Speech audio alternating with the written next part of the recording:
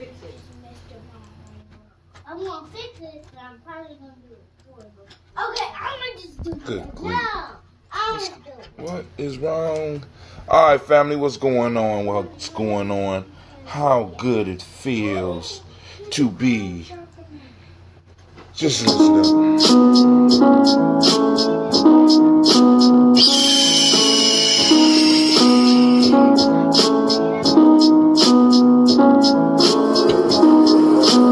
I am a Gye-Nyame man. I was born for greatness. My greatness comes from my potent sinner. I pledge to find and connect with my sinner. I pledge to build my spirit, mind, and body. I pledge to use my hands to build a better world for myself, my loved ones, and my community. I pledge to use my mind to think deeper, further, and higher to create a better reality for myself. I pledge to live my life and go beyond all my self-imposed limitations. I pledge to promote the principles of the Gye-Nyame warrior and to assist all those seeking the path of success. I pledge all these things first to myself, to teachers, to all my relations, and to my higher power. I am Gye-Nyame. Ashe, Ashe, Ashe. That is the Gye-Nyame prayer that is said by all of our true members at least once a day. Peace and welcome to our YouTube channel. Check out our videos and podcasts. Subscribe as well as join the journey. Push past your self-imposed limitations within the Gye-Nyame journey. Peace.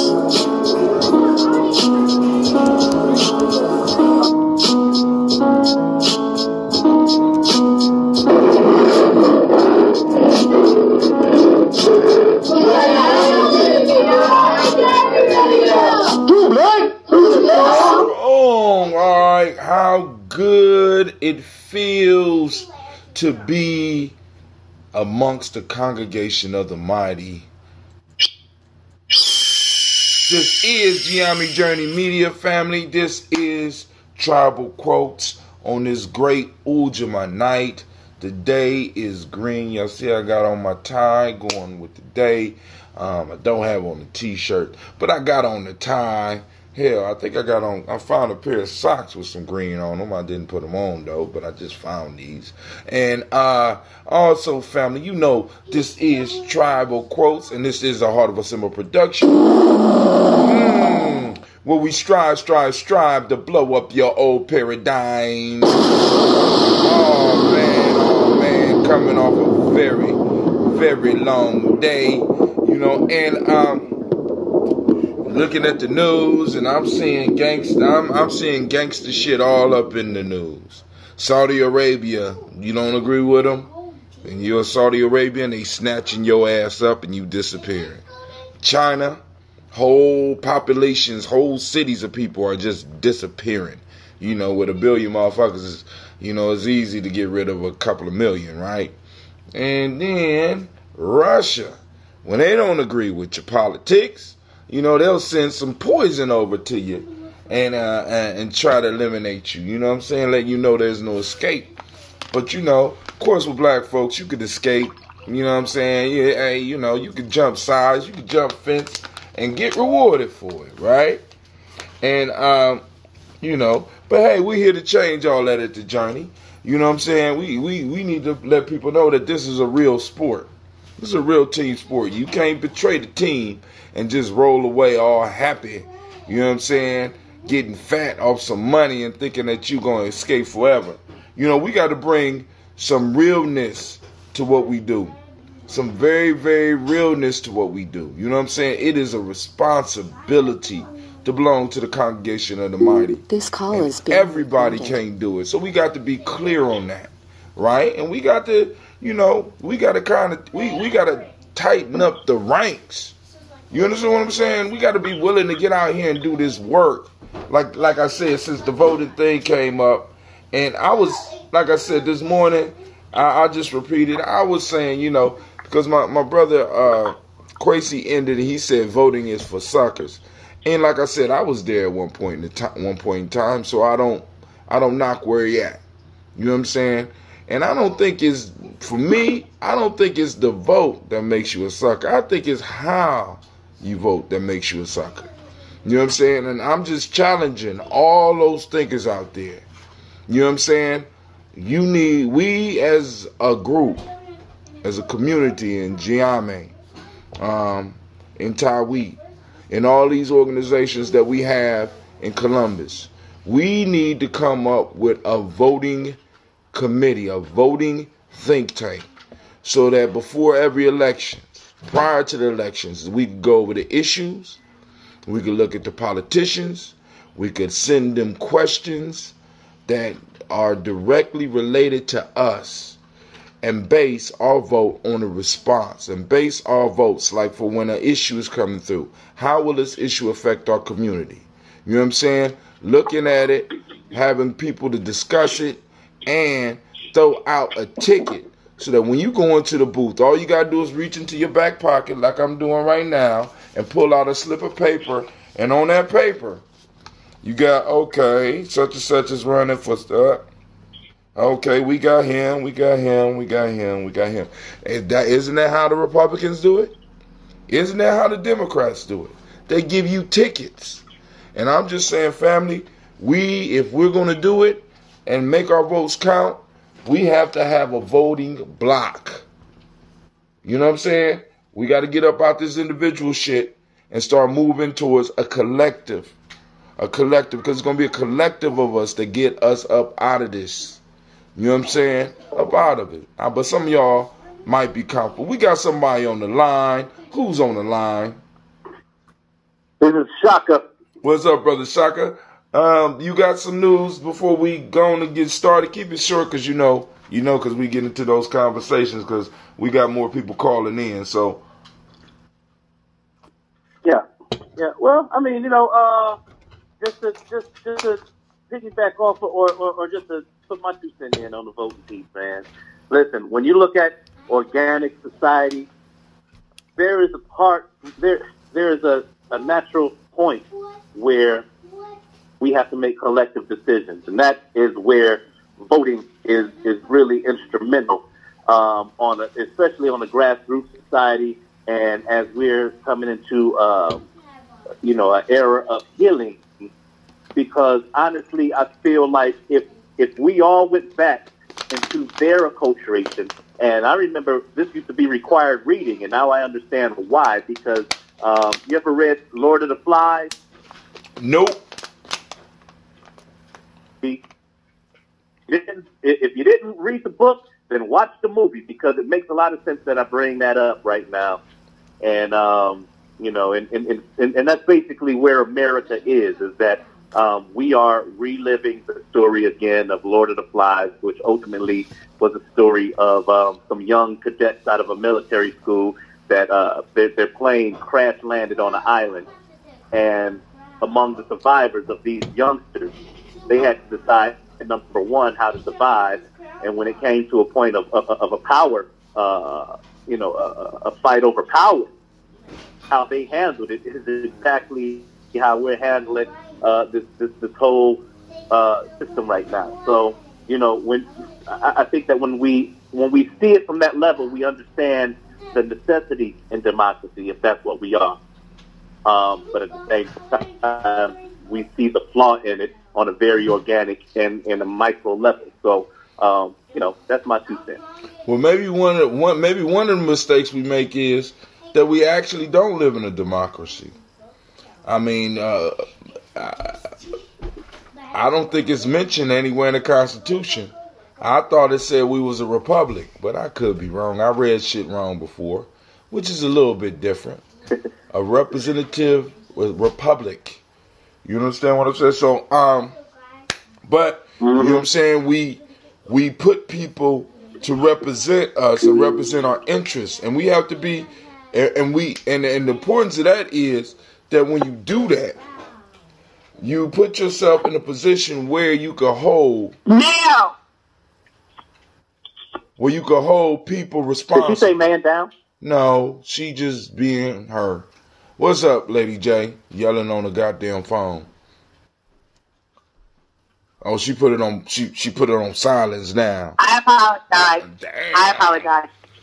Good God, girl, you talk loud. You know what I'm saying? But hey, let's get into these travel quotes real quick, and they're gonna bring us back around to everything that's going on right now. Right now. So, day 44. For those that don't know, we are pulling from Gye-Nyame Journey, the Gye-Nyame Journey workbook, tribal quotes. You can get this off our website at gyenyamejourney.com. I will enter that in. So you go to it, you look in the tabs at the top, and it has different books that we offer. You're going to get those, and by buying a book, you support Gye-Nyame Journey. You help us move to being able to purchase a vehicle. You move us towards being able to help pay for some of these activities that we have for the young people. We will be meeting this Kuumba. We will have a brother coming in. He's teaching the young people some jiu-jitsu. I think we might have drum and dance this weekend in preparations for the Kwanzaa celebration that's coming up, actually in preparation for life. And then, of course, we're going to have the philosophy and drill and the workouts and all that. Family, is, like I said, it is truly a blessing to be in the congregation of the mighty. That's all I got to say. My fault. Lightning from God. Thunder. Lightning is incredible. So we are on day 44, and I'm preparing myself. I have to go to a funeral tomorrow, so I have to get my mind is somewhere else right now. But I'm going to immerse myself into this, and we are going to do some serious wisdom mining today, right? And then, of course, we're going to get into the politic piece because we know that this election is coming up. Some of us believe we should vote. Some of us believe we shouldn't vote. Some of us have issues that they might want to bring up and discuss and stuff like that. But like I said, Gye-Nyame Journey is to inform the people. And hopefully using these folk tales and proverbs is not getting you into a dogmatic mind state, but hopefully it's unlocking so that we can all think about what's being said and possibly move and take action. So here we go. Proverb number 1. The past is prophetic in that it asserts loudly that wars are poor chisels for carving out peaceful tomorrows. Once again, the past is prophetic in that it asserts loudly that wars are poor chisels for carving out peaceful tomorrows. That's from Martin Luther King Jr.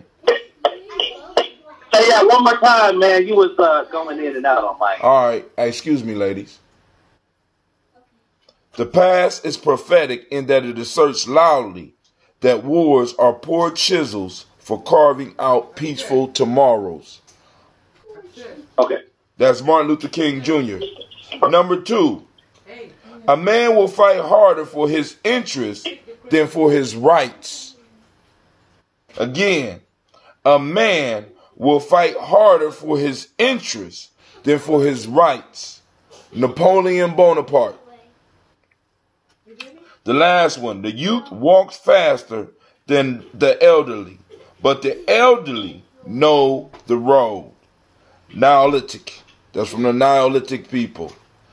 So, 1, 2, or 3. I'm waiting for some comments from the people out here. 1, 2, or 3. Which one should we start with? 3. Okay. All right. Shaka beat all of y'all. 3. The youth walk faster than the elderly, but the elderly knows the road. Come on, elderly man. What the hell they talking about with your old ass? The thing is that our young folk are very intuitive and are very trusting of each other. However, because of the divide amongst generations, it's hard for the elder to be able to move his wisdom through the young folk unless he is immersed in their best interest. Okay. Lady J, you want to hit it? Can you say it one more time, please? Okay, number 3. The youth walk faster than the elderly, but the elderly knows the road.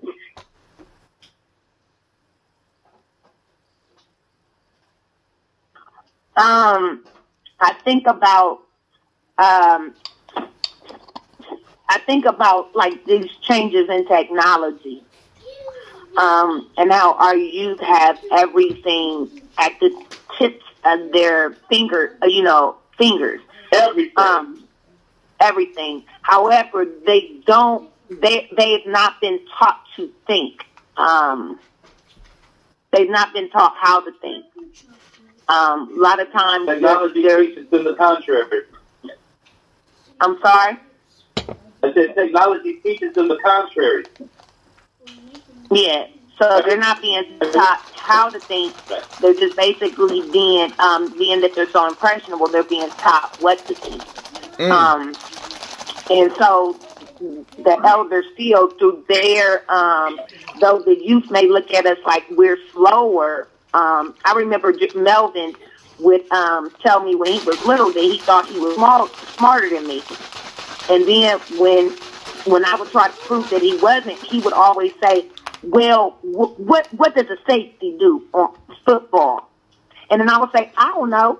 And he'd say, I told you I was smarter. You know what I mean? Stuff like that.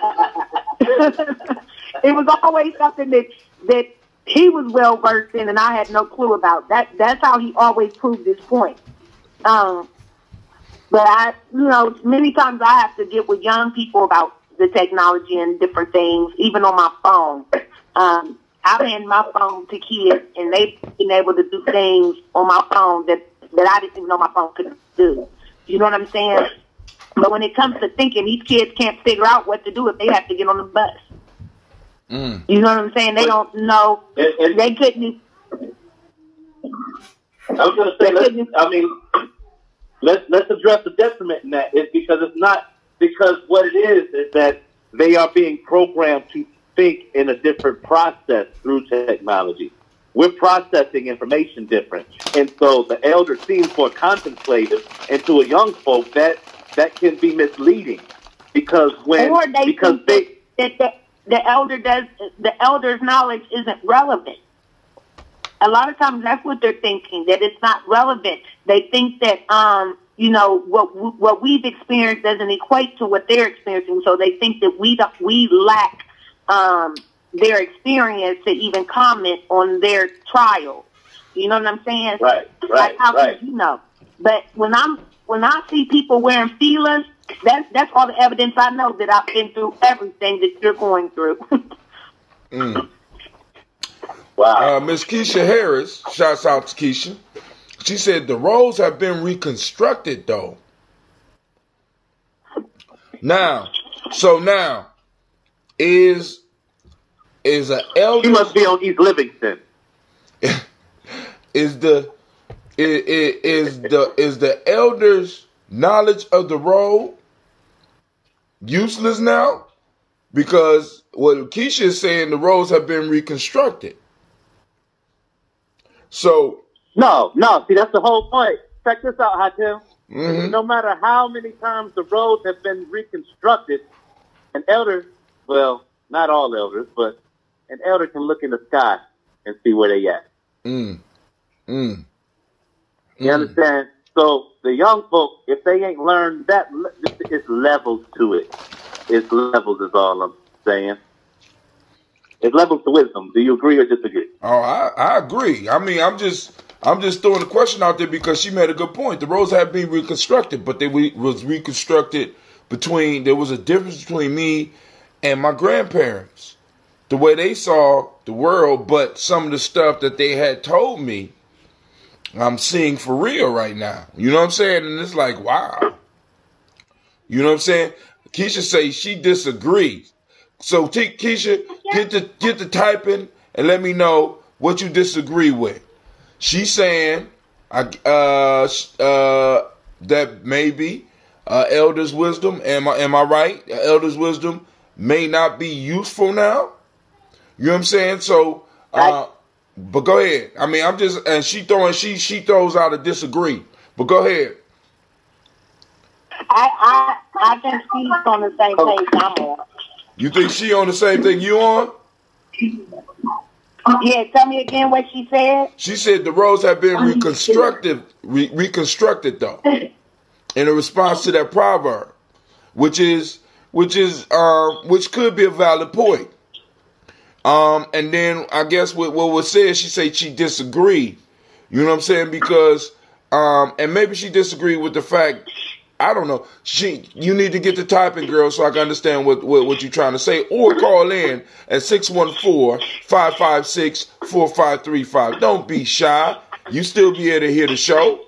614-556-4535. Let me type that in for y'all out there so we could finish up this proverb, because we got to do some, because obviously it's some real wisdom mining. Now, hold on, because now on the other side, Tim, I will say this.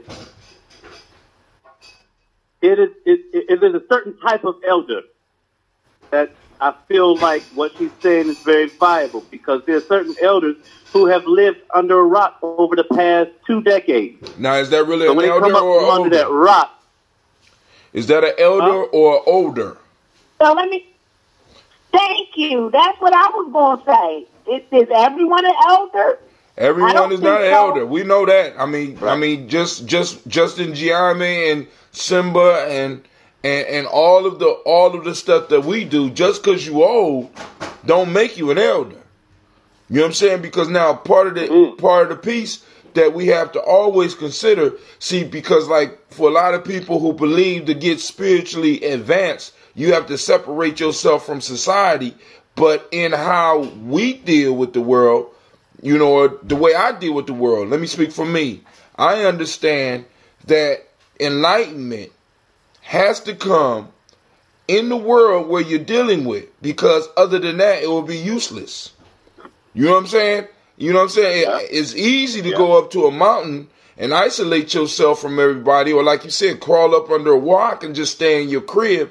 But if your ass fall out of tune and you come back and you trying to advise motherfuckers from all of the old episodes of Gilligan's Island that you might have been watching, you know what I'm saying?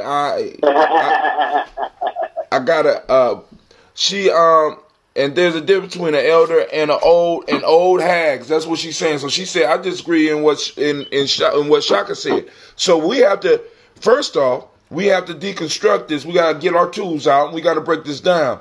And we understand there's she disagreeing with what I said? Yeah, she disagreed with what you said a while back. But I know his mind is on buffer, baby. He can't access that information that he threw out back then. So he might not even remember what he said back then.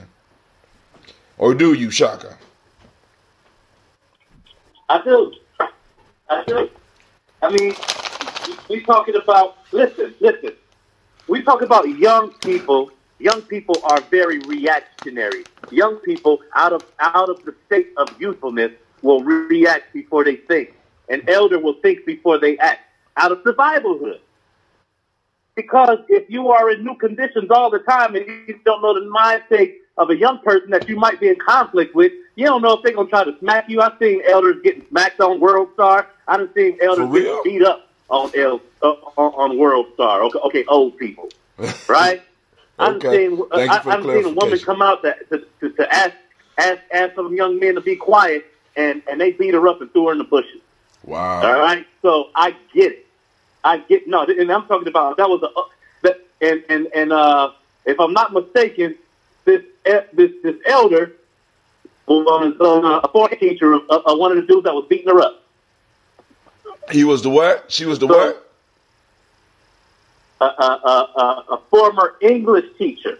And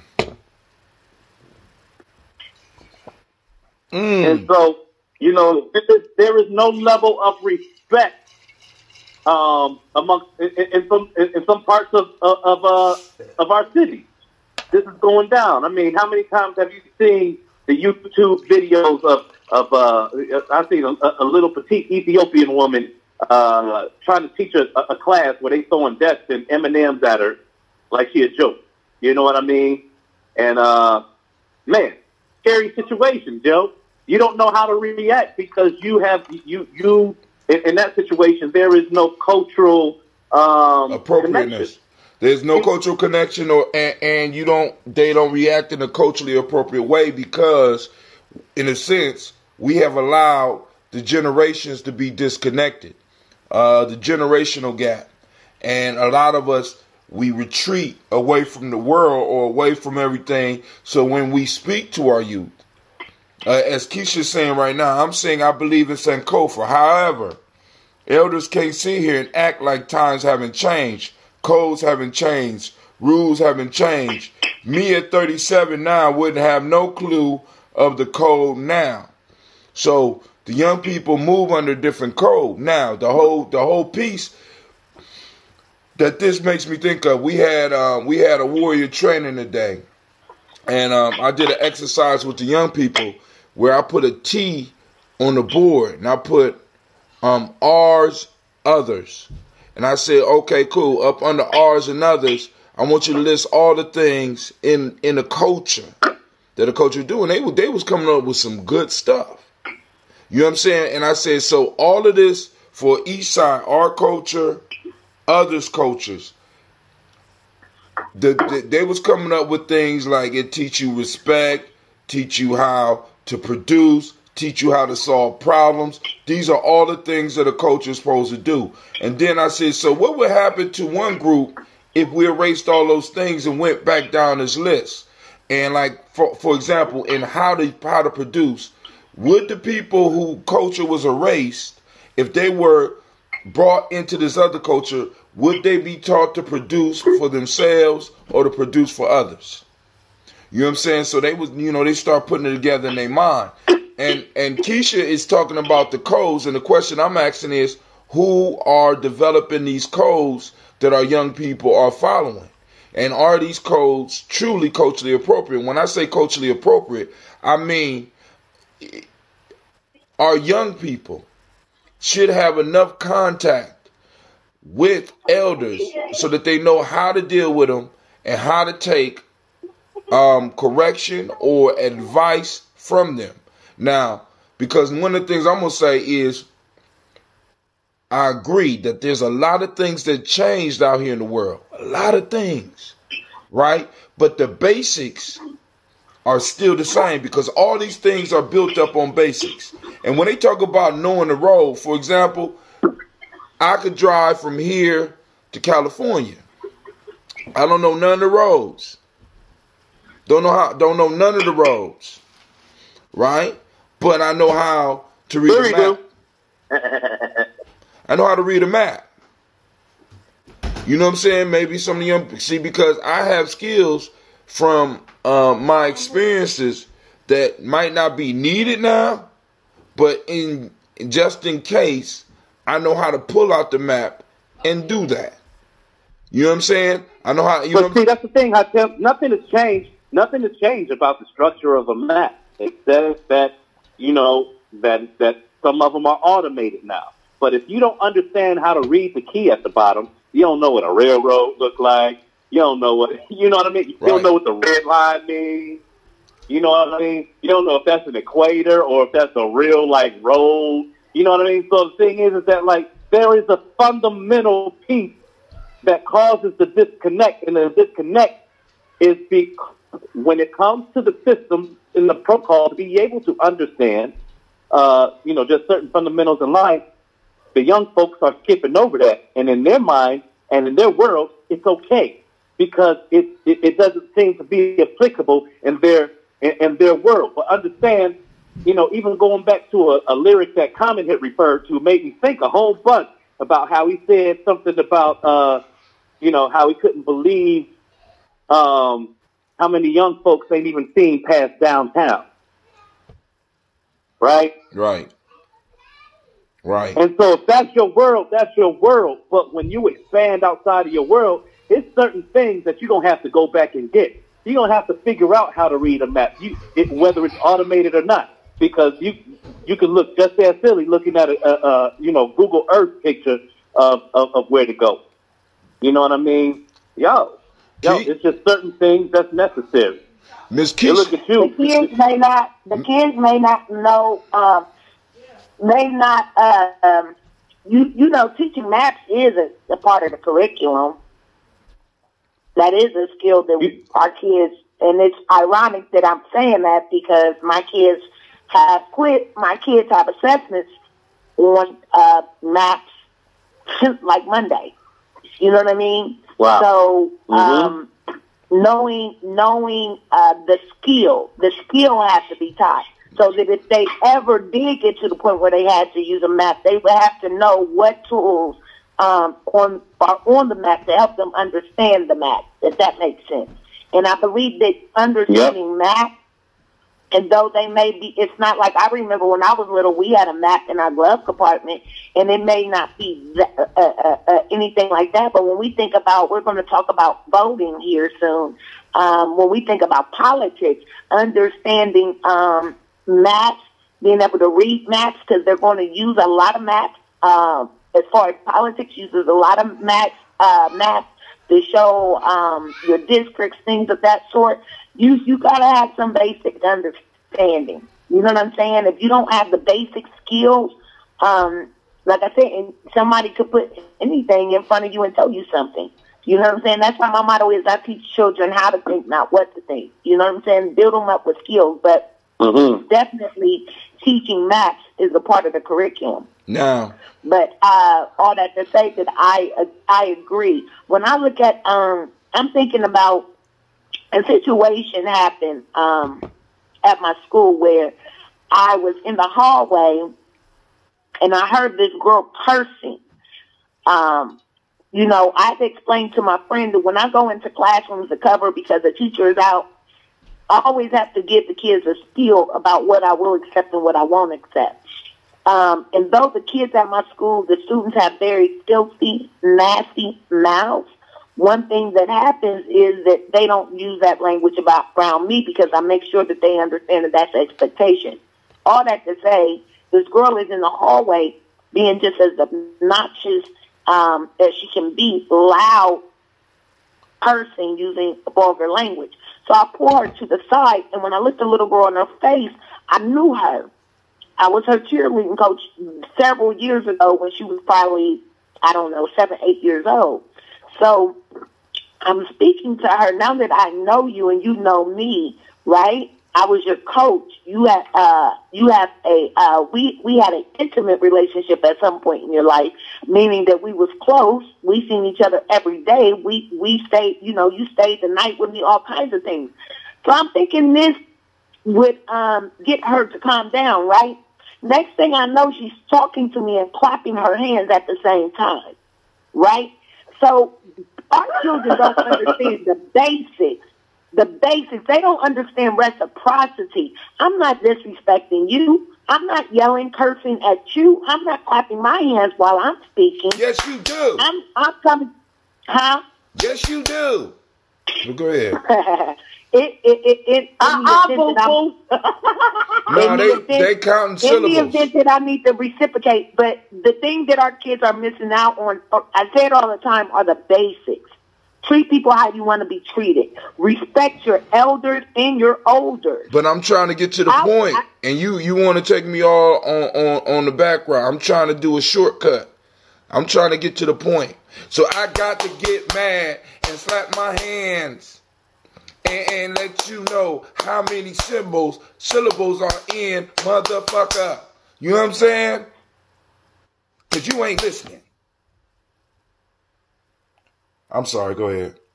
I just had to get the claps. Yeah, that's it. Our kids are missing the basics. So even when they think they're so much smarter, because like I said, they're not even that smart. Because you know how many times kids ask me stuff that they can look up on their own? It baffles me. But hold on. That's kind of a compliment, but that's where we get the opportunity to teach by asking questions back. But hold on. Miss Keisha's going on it. She said, no, they're not. This is back at about 10 minutes ago. No, they're not. So I remember what she said that too. But she said the basic was always remain. However, when the shortcuts and ulterior routes or other routes are introduced, the elders have to be willing to learn as well. And we have to, now, one of the things I'm going to say about that, some people get caught in tradition and doing things in a certain way. And I agree with you on that point. But we're going to come back to that in a second because still tradition holds an important role in what we're doing as well. But I do agree with you that every now and then we have to be able to take shortcuts. Then she says, when talking about building, we must first understand that the Watotos have a voice as well. We cannot say the children are the future, but at the same time limit their capabilities by saying that the elders have all the answers. Now, this proverb is not talking about the elders having all the answers. What it's saying is that in our youth, we have energy. And as Shaka say, we have, in a sense, a little reactionary energy that allows us to not only travel the road faster, but just because you travel the road faster does not mean that you can even be going down the right road. As many of us know that have made it through our 20s and our 30s. You know what I'm saying? Now, also about the Watotos having a voice. And this is something that we have to get to in our community and a serious conversation, because I understand that the Watotos have a voice. But now, how can I say this gently? My children will not run my home. Yeah, they have a voice, right? And one of the things, because it's like, for me, one of the problems for us, we become so open and wanting to hear everybody and let everybody speak when in certain situations, some people just need to shut the fuck up.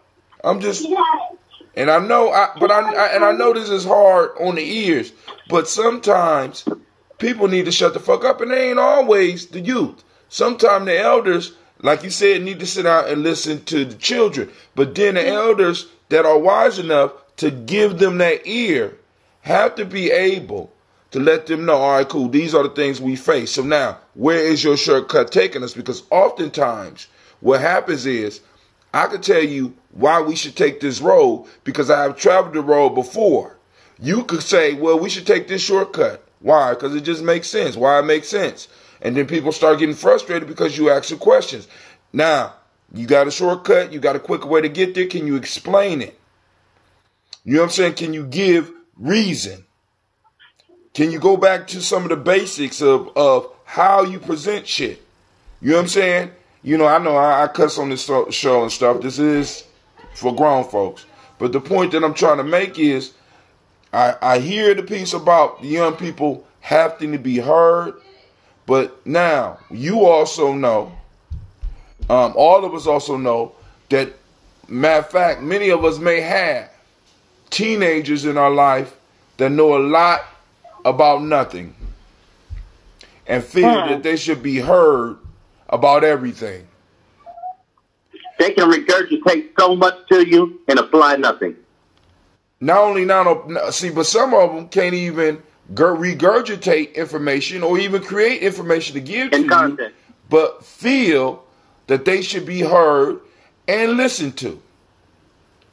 And the reason that I'm strong on this is because in the education system, in certain places, we have young people who feel that they should be heard, even though what they are saying has absolutely nothing to do with what we're talking about, or makes no fucking sense. And I know my whole piece is, because I want to be clear, we're not talking about olders. We're talking about elders. We're talking about people that take time. See, because in this proverb here, what may be missing is this come from a certain group of people. And this certain group of people didn't have a generation gap like we have. They wasn't sending their children away to be educated. They educated their own children. They wasn't sending them to the grocery store to meet Habib and get some goddamn food. They was producing the food themselves. So where they say that the youth could walk the road faster, but the elder know the road, there's a relationship there where they're working together, because maybe you might need to go ahead. Maybe there might be a shortcut, and we can use your youthful energy to lay out a new path for us if we need to, so that we might be able to get there faster. But I do know the road, and I can give you instructions on where to go to get directly to where we're going by the old method. Now, if you got a new method and you could explain, if we take this path here, we're going to make a right and boom, boom, boom. And I could see the directions in my head, like we're going to go east. Well, I know where we're going is to the east, so we're going to go this way. You know, you want to take us off this way, but you saying that it's a shorter path. Boom, boom, boom. Cool. Let's try it. You know, I mean. Hey, so this is what I mean, though, Hatem. Is that, like, I remember a movie came out called Dope, and it was like one of those throwback, you know, some reminiscent hip-hop, whatever. And the conversation came up about it, and you can't tell young people nothing about hip-hop because they think that that's their thing, right? But then when you listen to them, some of these kids still think like Young MC and Jay-Z are contemporaries, like they from the same era. Because when they go back on that Sankofa, they're not being guided by a true hip-hop head, somebody who was there. Follow me? Right. Now, and so they go on their own quest, and on that quest, they're not putting the dates together. They're not seeing that this person derived from this movement. Wait. They don't. Wait. Keisha just slapped me in the face. All right, I'm coming to see you, young lady. I'm not saying that I'm not saying that at all. However, I heard you have more patience with adults on the show who spoke on shit that has nothing to do with what we're talking about and wasted a whole fucking show. Therefore, I feel like some youth can bring some insight. All right, Keisha. You know what it is? Keisha in denial. Keisha, you're on the wrong side.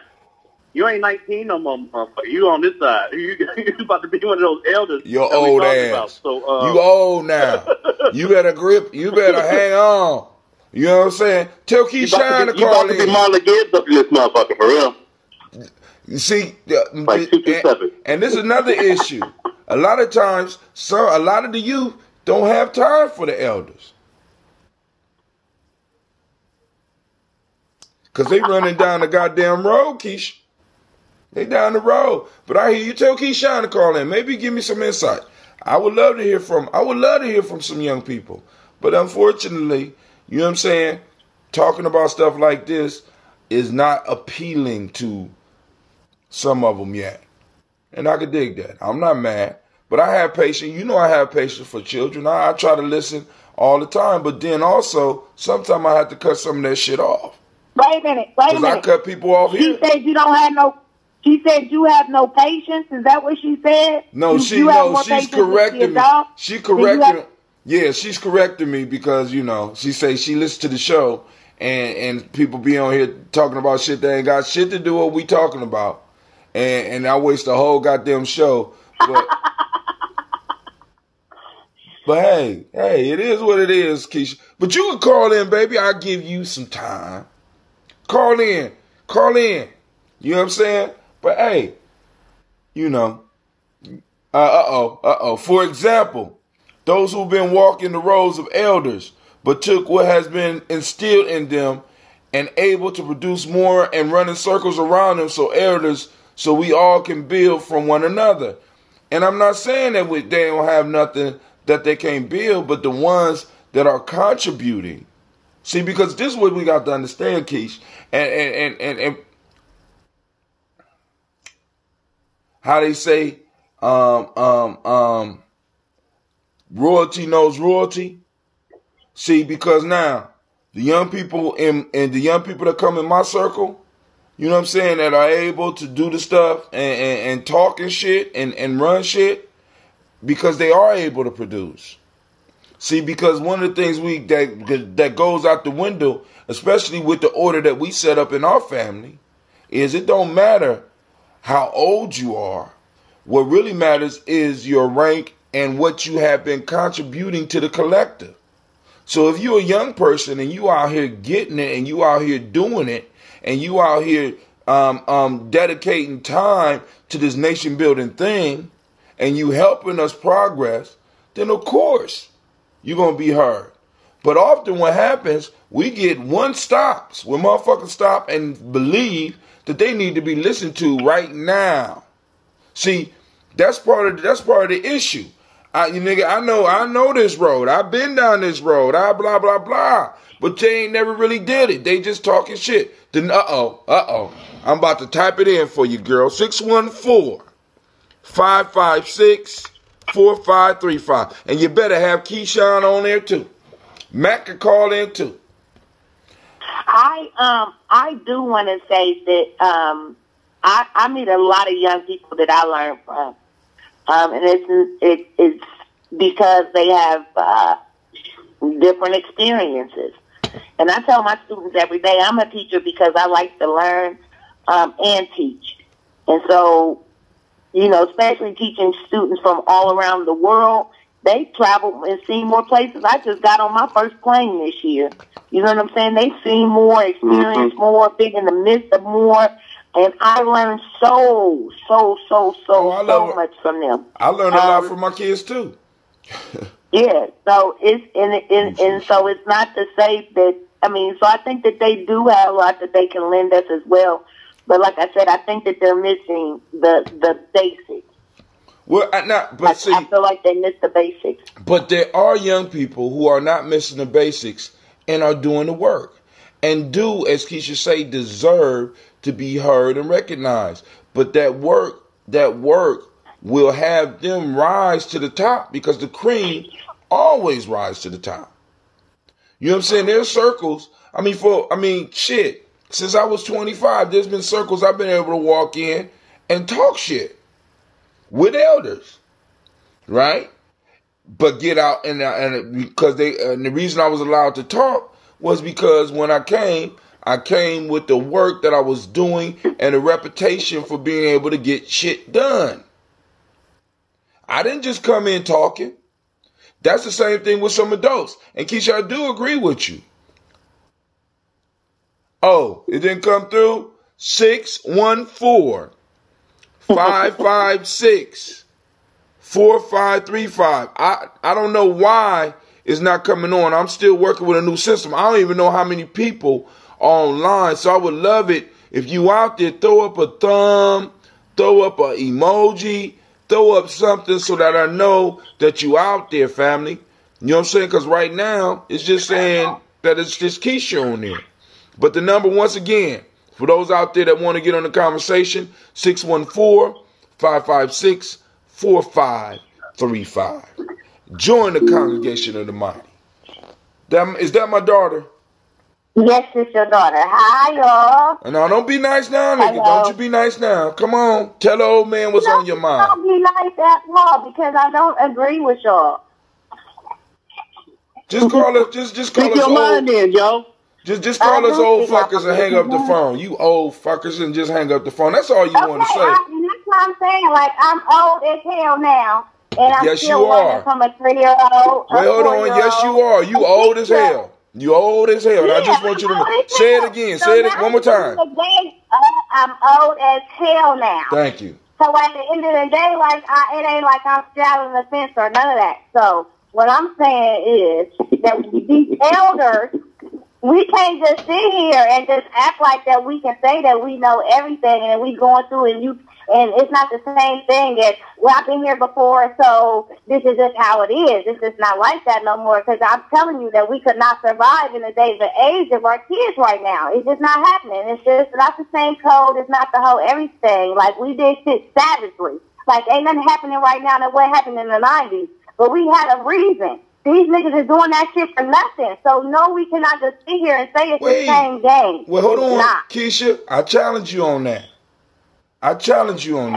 See, because now what you're suffering from is called nostalgia. Let me hip your old ass to this. It's called nostalgia. No, I'm not suffering from anything. I just understand everybody. No, but listen, baby, let me finish. You know, nostalgia.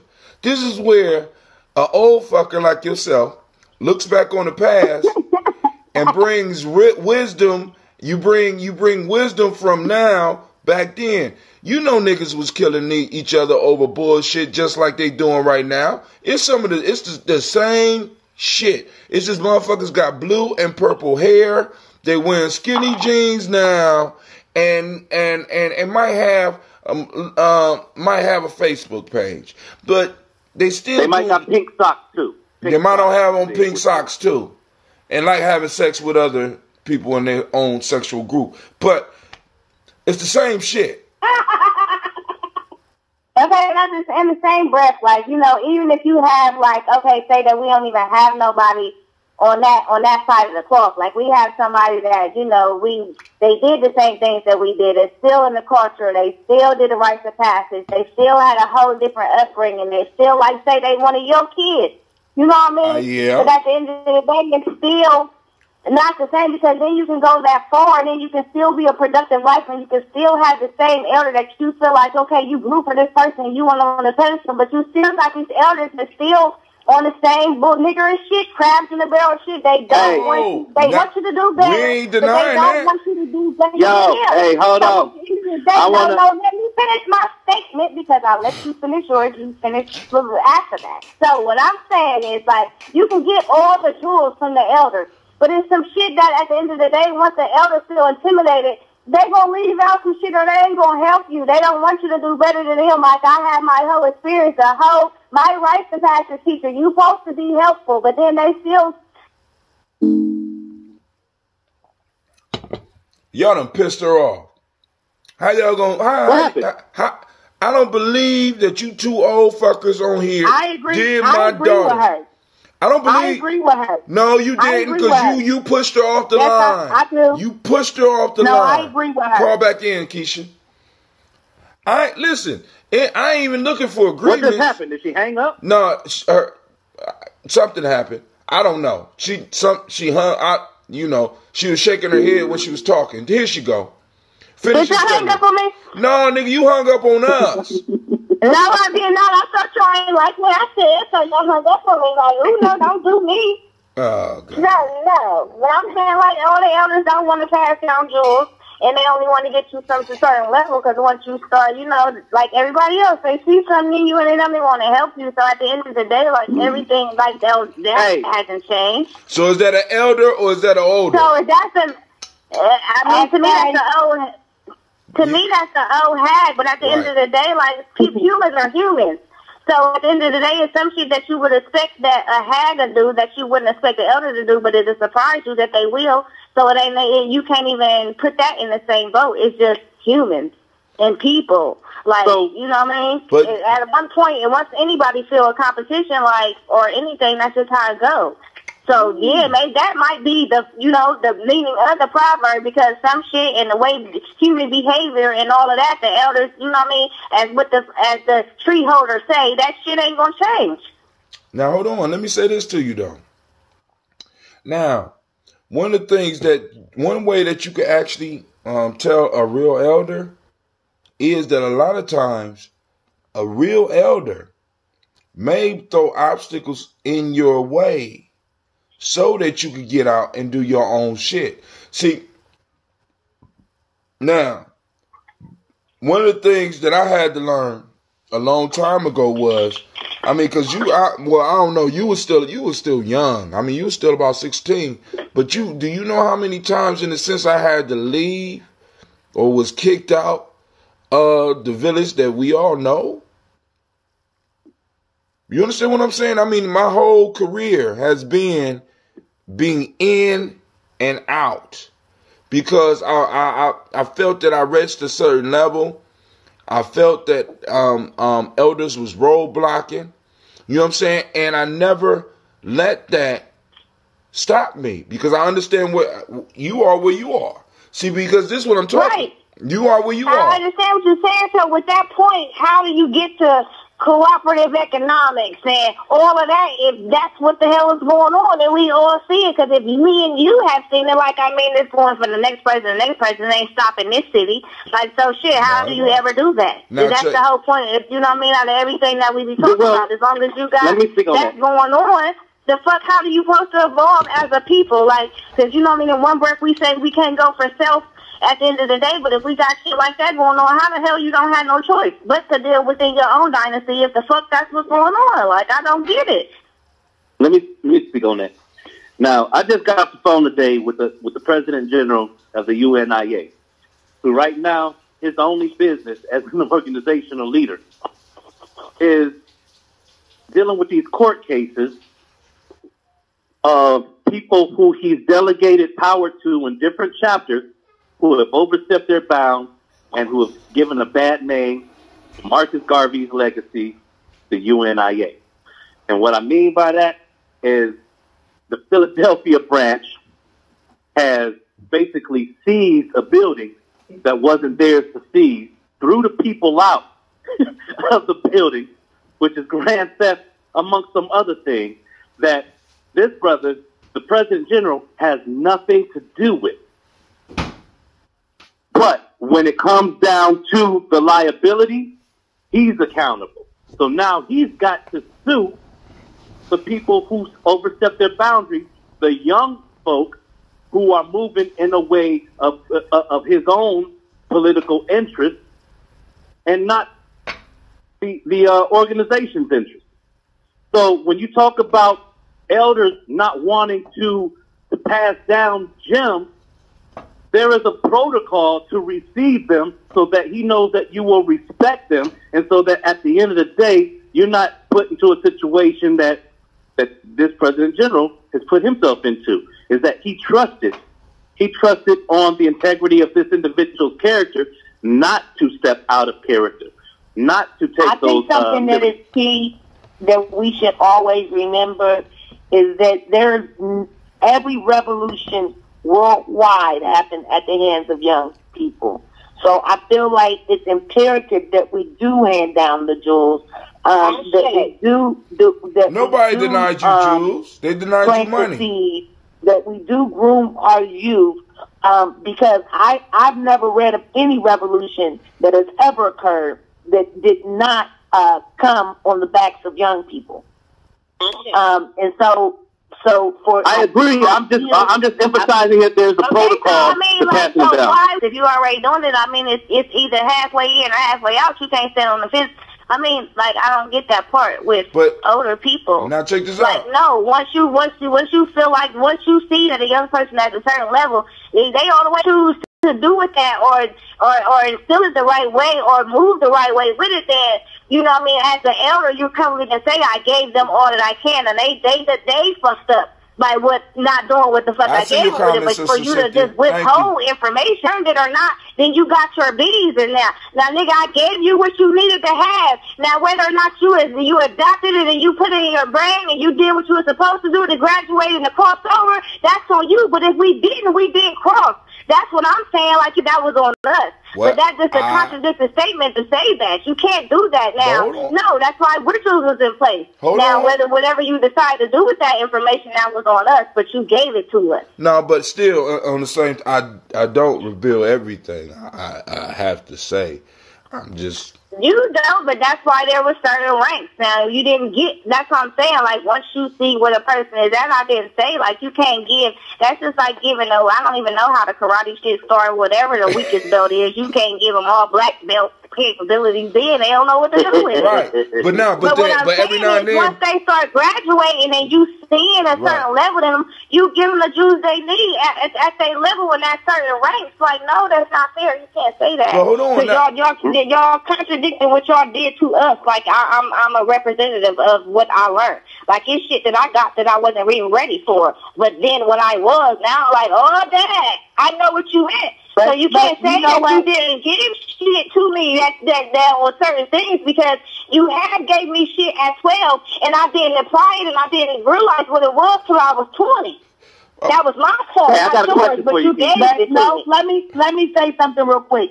I just want to point out that she is saying something, Hatim, that I have said to you in the past, because you admit that you don't have the patience. You admit that everybody's not welcome. Everybody doesn't get this and everybody doesn't get that. And I have said that what I understand about young people, what I understand about myself coming up, is that if those people wouldn't have spoke those words to me when it became relevant, I wouldn't have had the wisdom. I wouldn't have had the knowledge. So sometimes we can't be thinking like, oh, I'm talking to this kid or this young person and they not even listen, they not even acting. When the time comes up, they act on it. Not only did that happen to me as a youth, it happened to me as an adult, and it happened to me with you, Tim, and I came to you and told you that. So sometimes we don't stop speaking because we think that they're not ready or they don't know what to do. We give it to them because when it becomes relevant. Time out. There is now, Shaka, you like to use the words protocol. Now, it's certain information that I give one group. There's another information that I give others. Now, Keisha was a little bit different because Keisha latched onto me when she was young.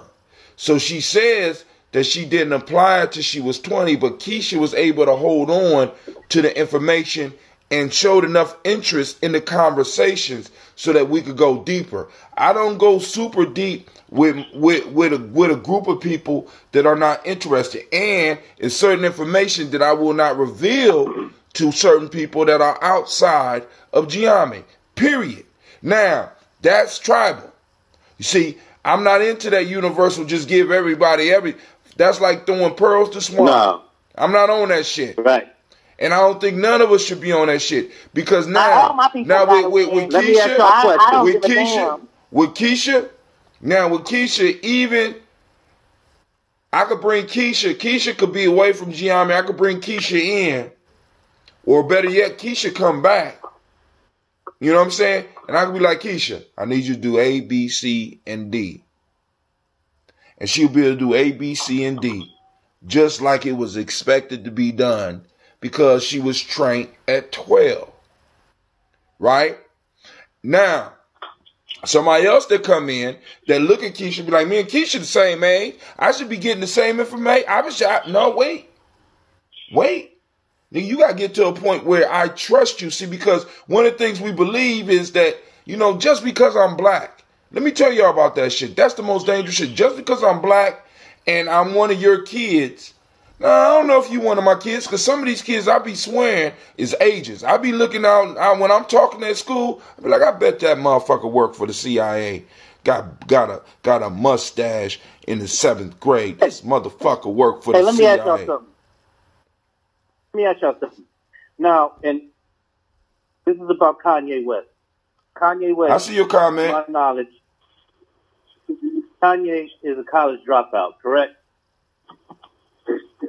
Went and made millions of dollars and a lot of hits in music, right? Right.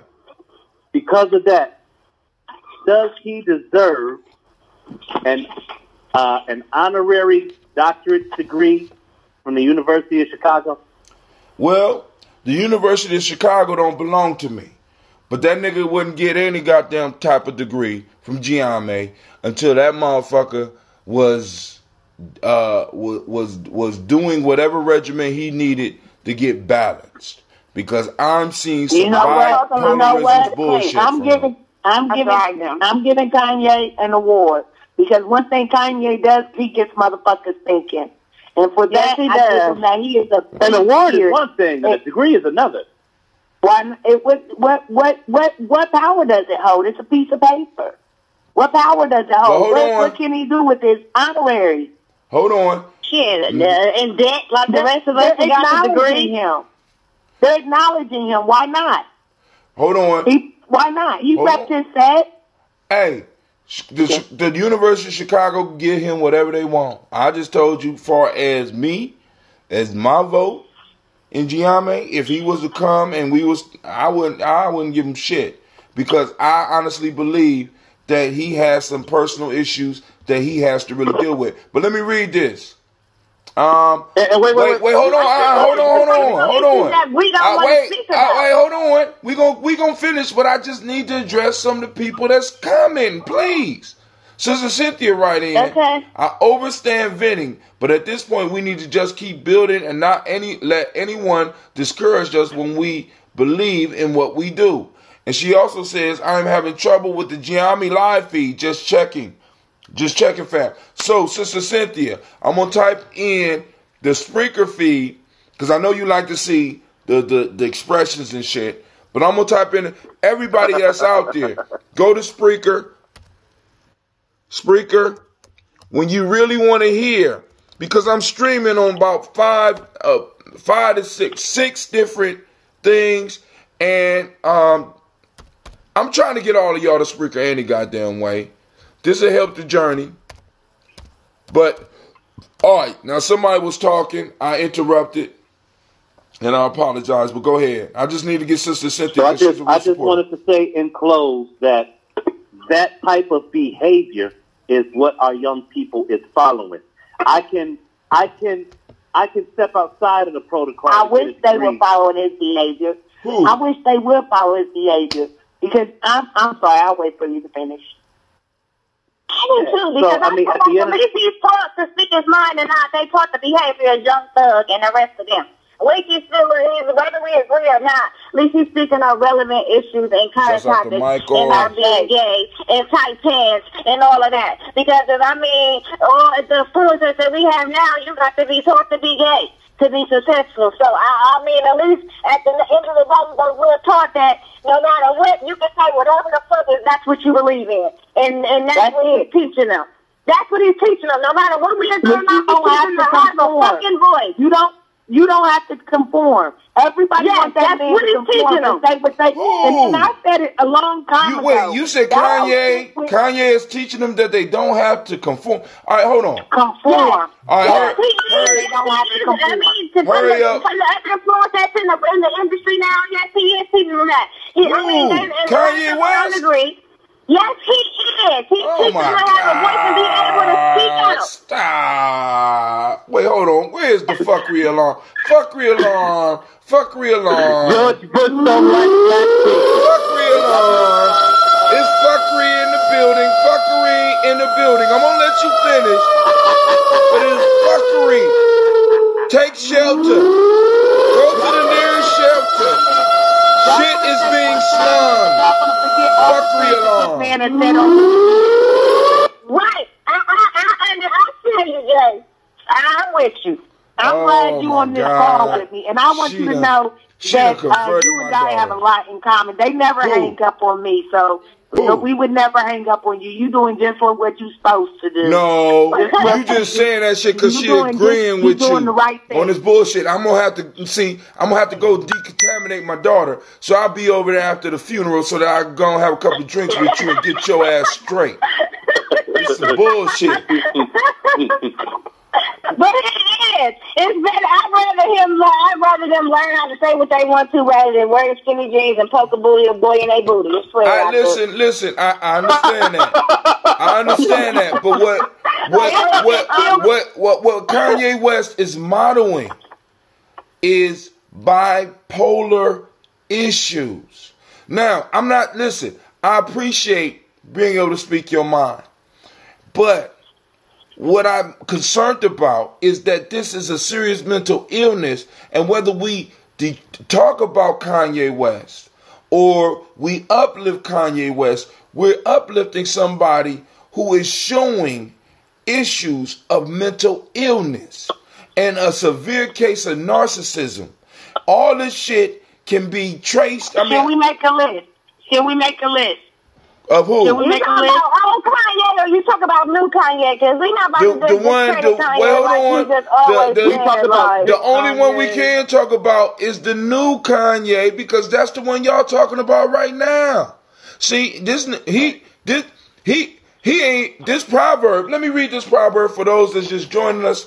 This proverb says, "The youth walk faster than the elderly, but the elderly know the road."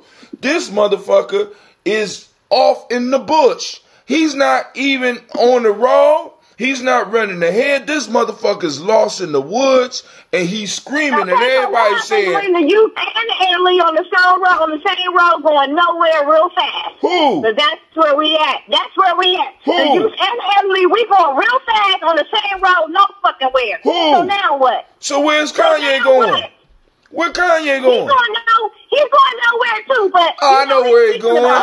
He's going into that good white pussy. That's where Kanye is going. He's going into that good white pussy. That's where Kanye going. Off of Kanye. Okay, I'm trying to take us back on Kanye and back on task and back on the subject. So we gonna get back on this road. Come on, Hathor, bring it. About the elderly and the youth. If we both the youth and the elderly, if we go on the same road, nowhere, fast as fuck. Now what? Let's speak on that. All right, cool. Now check this out, baby. I have never put you on the road to nowhere. I don't think. Now. This wasn't a personally attacked. No. What I'm saying is, because I need to, because when we do these proverbs, we have to bring them home to us. And the piece that I'm saying is, if we recognize that the elders that we have now, whether we're talking about national, statewide, or local elders, have us on the road to nowhere. You know what your responsibility and my responsibility is? To jump off that fucking road and start carving a new path. This is what... Okay, because on some really shit, like, out of all the mountains and all the stuff that we building for all these years, like, all of us on this phone call should be rich by now. So, we still on the road, like, going nowhere fast. I mean, we ain't saying we go nowhere. We might win a couple seats, but on all reality, like, we should be rich by now. Now. So, where's that at? Now, I'll be very clear with you. Now, check this out. Now, let's go back in the past. Let's go to Gye-Nyame house in the short north. Right? Where I laid out a plan for everybody in the house. Now, you might not have been involved in that meeting, but we had all dudes there, and you would have been welcome to the house. I think about something like if we would have did them gardens or everything that you were speaking about then in that book, and if we would have brought that book to life that I typed back then, yeah, we would have been rich. And that's the point. Now, but why didn't we buy the books? Because, boom, like I said, I thought I knew the road. I was listening to my elders, and I was telling y'all, hey, this is the road. This is the road. Do we got a sound? Do we got a sound right there? Do we got that point taken right there? Point taken. Hey, can we get some fireworks or something? Right there. Can we get some fireworks for that point right there? That statement. Push. Do that. That's right there. I don't know what I did. That's all I'm saying, because you proved the point. So what's the point? It ain't about the youth or the elder road. Like that, the road that you choose to turn yourself to world star. I'm just... Now, y'all ain't saying nothing about that lady that just had that whole St. Nicholas and the Christmas shit episode. But y'all gonna say something about it? No, I'm just... My only piece is, boom, like I said, you lay out plans. You praising y'all. But, hey, y'all gonna talk about me? All right, hey, listen. I don't think... We ain't dug as deep as we need to go on this one. But, Keisha, since you're on the line, I want to move on to the next proverb. Now, can you pick a number between 1 and 2? Okay, let's go. Number between 1 and 2. 2. 2. 2. Here we go. Sister Cynthia, if you out there, let me know how your ambrosia is sipping. Let me, Brother Jay of X-Clan, he is a distraction. After the president text, we should stay alert. Kanye is symbolic coon option for when the shit hits the fan. Peace, God. God damn, y'all. Brother Jay of the X-Clan, and God damn. Brother, how you make them get down? Professor Overseer, I got pimp in my crown. Number 2. You say he on the line? No, he just texted me on Facebook. Hold on. We got some more on Kanye. Hold on, let me back up. YouTube is acting up. Michael Aluno, a brother, one of my Caparista brothers, is laughing. I just got here. Sounds like a circus. Well, welcome to Gye-Nyame Journey, because I let him go, because I this family. So if you want to call in and join the madness, please do. And all I'm asking is, family, because one of the things that I'm having a problem with is that you have these constructed talking points. And this show is not to give you the talking points. This show is to get you to start thinking. So people call in that have something to say, and we're going to argue, and we're going to disagree, and you can feel free to call in, because I can hold 100 of y'all. I can start cutting people off and stuff like that, but the point that I'm trying to make is I want to get the conversation popping off so that you could take it to the next level in your life. But thank you. I love the suck. She said, shouts out to C-Shat. Sister Cynthia said, Kanye seems like he has some kind of mental break. He was cool till his mom's transition. Sister Cynthia also says, I'm going somewhere best. Please stop speaking the words that take away our power to be constantly moving. Brother Jay, we read his. Sister Cynthia said, hard to listen and hear when everyone is speaking at once. Oh yeah, it's good, not as sweet for sure. She's I'm telling you, I put more honey in it this time, Sister Cynthia. But go ahead. One point that I think we're missing about Kanye, and I don't know if this is in his defense or not, but dig it. I mean, if we accept that he is truly dealing with some mental illness nowadays, let's look at the beginning of his career. Like his first single that was dropped, Through the Wire, he had just experienced trauma. He was in an accident. That's why he had to speak through the wire, because his mouth was wired shut. Right? So the brother has dealt with trauma from the time that we were introduced to him on that level. And when you are, and so you're talking about later on when his mama, passed, and I think on an earlier show, it might have been you that said it was his fault. His fault for what? Because of how he pampered his mom and I never said shit like that. I wouldn't put that on anybody. I'm not into that conspiracy shit. So please retract that statement, brother. Hatim ain't say shit about that man or and his mother's relationship. I know nothing about that. All I know is about what I'm seeing right now. And I honestly think that we need to get off Kanye, because I have people in my life with mental issues. You understand what I'm saying? Right. And I'm like, for us to dwell on him, because I honestly believe from some of the people that I've seen having breakdowns, and they say some profound shit, but they still having a breakdown. They're seeing shit that they might not be, you know what I'm saying? And I'm like, yo, you know what I'm saying? Why beat up or why congratulate somebody that may be really suffering from something? You said it yourself. The first song was Through the Wire, but when he was doing Through the Wire, they wouldn't dare give him the mic. They never gave Kanye the mic really to speak like he's speaking now until he started talking about this shit. Other than that, he had to break up on stage and be like, such and such. Or he had to get a mic and he had to steal him on and be like, Bush don't like black people. He had to steal the mic. Now, these motherfuckers is running to him. And this is another issue for us as black people. Right? Our entertainers are not our spokespeople. We the only people that motherfuckers go to and want to talk to motherfucking entertainers and be like, this entertainer or this athlete is a mother. When we got other people that are more versed, that are in the streets, that are working with the issues that we're dealing with, that you'll never hear from. You gotta find these motherfuckers on an obscure channel on YouTube. They'll never put these motherfuckers on NBC, ABC, Fox. They'll never go to a motherfucking White House. But we don't talk about them. We talking about motherfucking Kanye. See, this is what I'm saying. Like, right, I know the motherfucking road. My fault. I got elders that whisper in my ear that let me know what the road is coming, and what they have told me in the past has shown that they had the ability to predict, so I'm able to listen to them. And I'm like, boom, I done seen this shit. No one told me about this shit. You understand what I'm saying? It's like, yo. So all we got to do is sit back.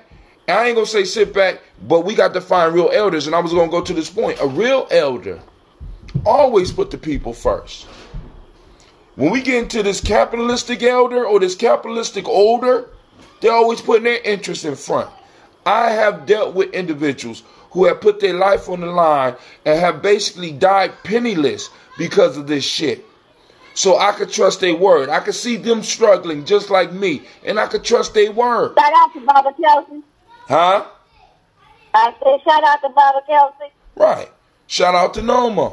Shout out to all those. Shout out to all those elders who got the Black Power burial package, and basically what that includes is your family fundraising to not only bury you, but possibly take care of the children that you left behind, which is something we also need to stop. If Kanye want to help, if some of these entertainers want to help, that's how they can help. See, because now, I done sat and talk with Elder Harry Belafonte. Elder Harry Belafonte ain't never jump up and jump in front of Martin Luther King or jump in front of Malcolm X for the shit. No, he found out what aid they needed. He stayed in the motherfucking background. How can I fund you? Because you know what the fuck you talking about. But now, because of social media, we feel that a motherfucker with a mental illness could jump up and represent our interests. That's just me. That's my opinion. But you know, like I said, I'm one of those that understand that I might be able to run faster than my elder, but they know the way. Dr. Kelsey told me a long time ago, what he say? The wise man eats ripe fruit. Like, it took me a long time to understand what he meant. You know what I'm saying? I might be young, and I might be able to climb up to the top and grab the fruit up at the top, right? But if I wait for the shit to drop or get ready to drop, and with patience, I could go on and eat ripe fruit. You know what I'm saying? Can I say something real quick, Tim? You always can say something. You just have to know how to cut me off. God damn it. Y'all can't let me get on these long diatribes. I'm sorry. All right. So years ago, when I was doing a show, this was several years back, many years back, we were doing a show and we were talking about rappers. Somehow we got on role models, or someone called in and said Lil Wayne was the role model. So I said, okay, next show we're going to talk about role models. So I just go on the internet and I Google black role models, right? Barack Obama's picture comes up, him holding a baby, and it was a meme. So I posted that on my page. Now, I'm nonpartisan, right? Some things I didn't talk, a lot of things I'll never share my political views or like that. But, and I definitely stay away from religion, right? So I post a picture, no lie. I probably only got 2 likes on the picture.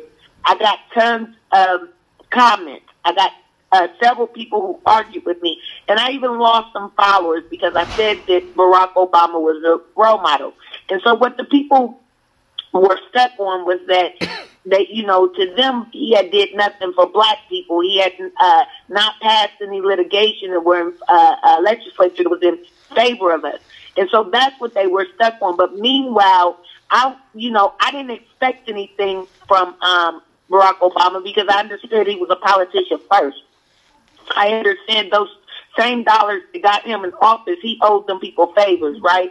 So I already knew what it was. I also knew that the powers that be put him in that position to begin with, and that it was all a smokescreen to make it seem as though we had came so far. And the minute that we got to that thought, they snatched us back to reality by opening these curtains on this hidden racism that had been dormant, but rapidly came alive, especially after the second election.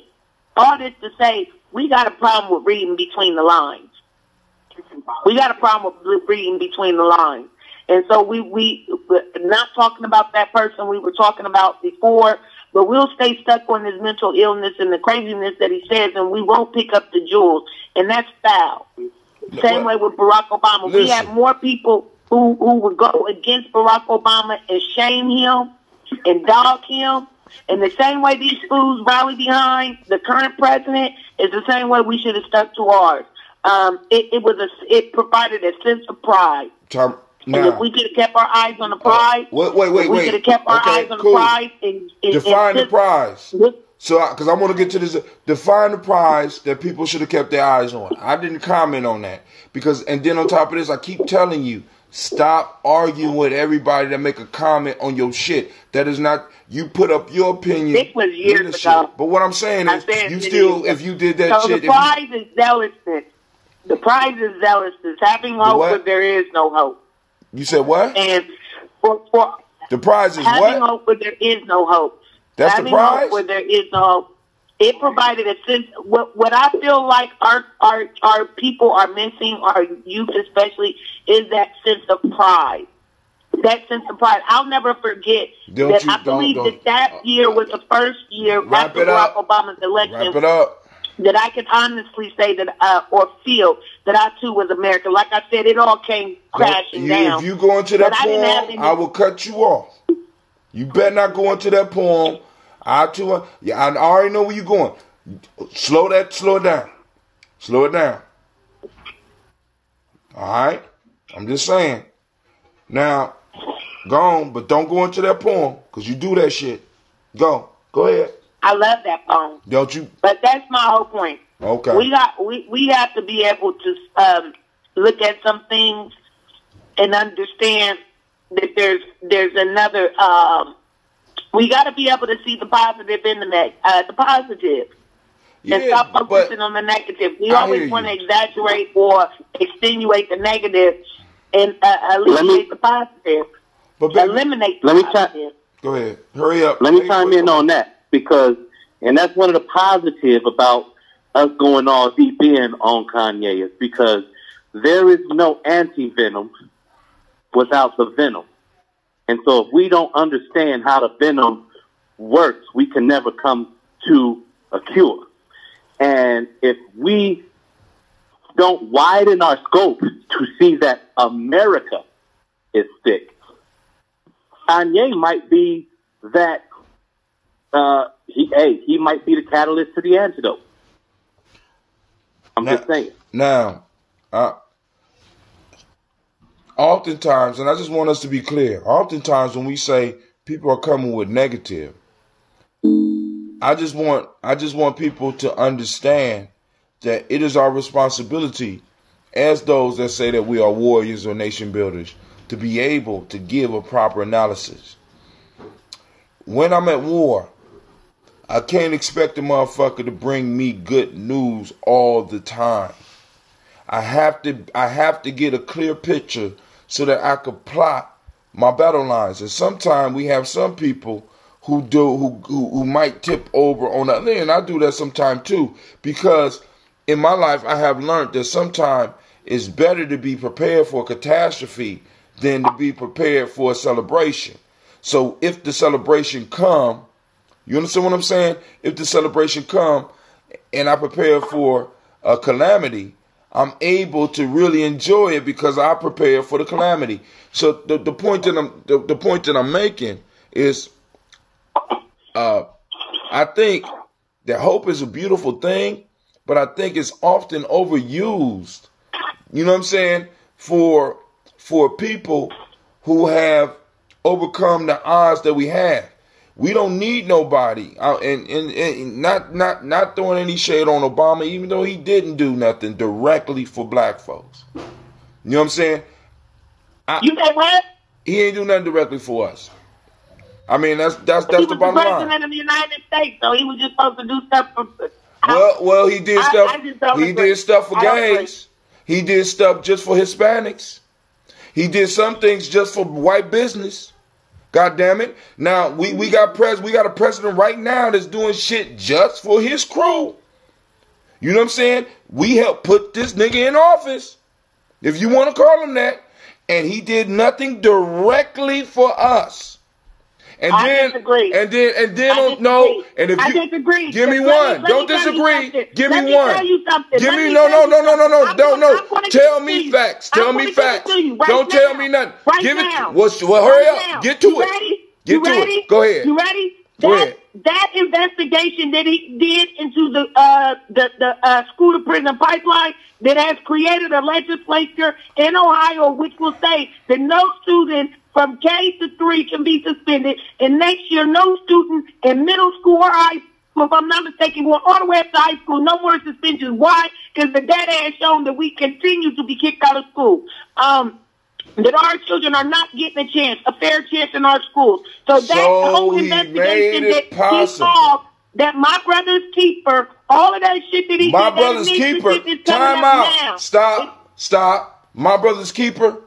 Now, are you seriously going to address me with my brother's keeper? I'm going to allow you to take that shit back before I smash you and embarrass you right here and right now. because I want you to do your research on my brother's keeper before you throw it out at me, because I don't want to hurt you like that. So I want you to go back and I want you to look at that shit. And I also hold on. Now, are you taking my brother's keepers back, or you gonna leave that out there so that I go on and let you know about that shit? I'll take that one back, but I'm not taking back the investigation. Now, but even with the investigation ain't do nothing for you. I'm not taking back the new legislation ain't do nothing for you, which says that our kids cannot be suspended. Okay. It says that. I just suspended a first grader yesterday. God damn it. Now, and I'm quite sure I wasn't the only one. Now, but maybe next year I won't be able to do it. Maybe he has made it possible for our children to stay in the school system. And then I have to question that. I'm just saying. He did nothing. He didn't. He didn't do nothing directly for you. It was our kids. People out there right now, please, somebody else out there, rather than somebody speaking on emotion to me, post up something that he factually did, and I will apologize. I just told you. No, if you now I'm warning you. I'm warning you. I'm warning you because I'm going to smash you. All right. He didn't do that. One thing that we know, just like people gave President Clinton all the glory as if he was the new coming of the black Jesus. Ain't nobody on this channel did that. We know he was not, and we know that the system he put in place, he didn't get credit for. People on this show don't praise Bill Clinton. Wait, people on this show don't praise Bill Clinton at all. Who did that? Who did what? Bill Clinton did. Wait, time out. Wait, stop. I want to stop you right now, right? Because you are talking to an audience that don't praise Bill Clinton for shit he did. You're talking to an audience just by the fact of the people that's here. Hold on. Just by the fact, he may take years to surface.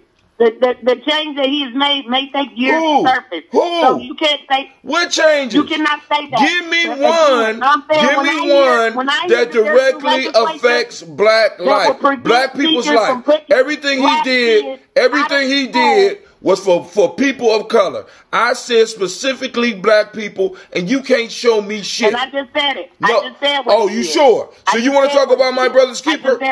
So you want me to talk about my brother's keeper?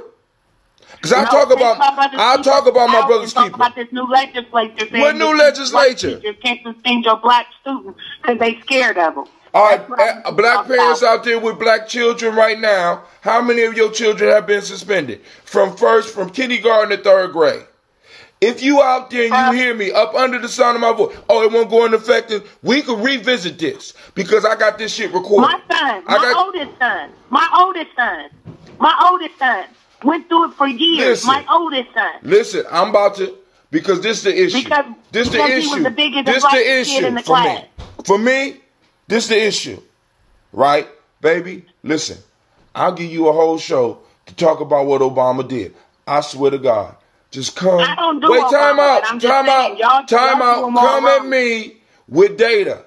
You coming at me with emotions.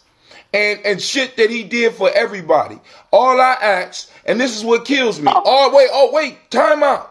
All I ask for is what did he do specifically for the group of people that he say he represented, that he came from. Let's bring it back around to the proverb.